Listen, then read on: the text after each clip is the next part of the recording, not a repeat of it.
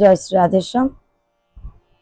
নভেম্বরের 1 তারিখ হরিবোধিনী একাদশী লাগছে, আর পরের দিন 2 তারিখে একাদশী ছাড়ছে। তো আমরা সবাই বৈষ্ণবীয় সম্প্রদায়ের অন্তর্ভুক্ত যারা আছি তারা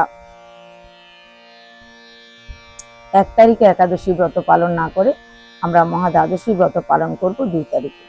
তা আসুন আমরা 1 তারিখে কি কি নিয়ম করব একাদশী থাকাকালীন অবস্থায়, 2 তারিখে কি কি করব তা আমরা জেনে নিই। দুটো দিনেই আমরা নিয়মগুলো করব, 1 তারিখ এবং 2 তারিখ।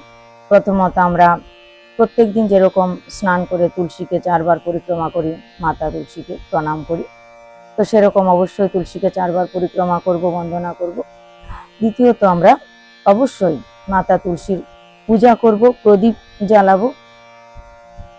পারলে মাতা তুলসীকে আমরা নিবেদন করব লাল চুন্নি, তারপরে লাল ধাগা আর কিছু মিষ্টান্ন ভোগ দেব।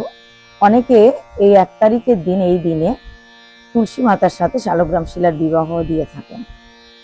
তো আমরা তুলসী মাতার সবাই পরিক্রমা করব, প্রণাম করব, বন্দনা করব, বিভিন্ন মিষ্টান্ন তুলসী মাকে ভোগ লাগাবো, জল নিবেদন করব, আর অবশ্যই তার আরতি করব। আর সম্ভব হলে তুলসী মায়ের সামনে বসে 108 বার ওম নমঃ ভগবতে বাসুদেবায় এই মন্ত্র জপ করব, যাতে করে এতে করে মাতা তুলসীর এবং নারায়ণের অধিক কৃপা লাভ হয়।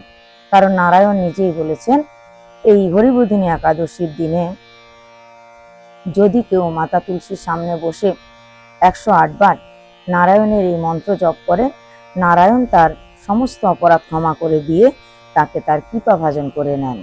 তাহলে আমরা অবশ্যই এই দিনটার লাভ উঠাবো। এই দিনে মাতা তুলসীকে পরিক্রমা, প্রণাম, বন্দনা, অর্চন, পূজা করব এবং মা তুলসী এবং নারায়ণের একসঙ্গে আরাধনা করব। জয় নিতাই, জয় শ্রী রাধেশ্যাম।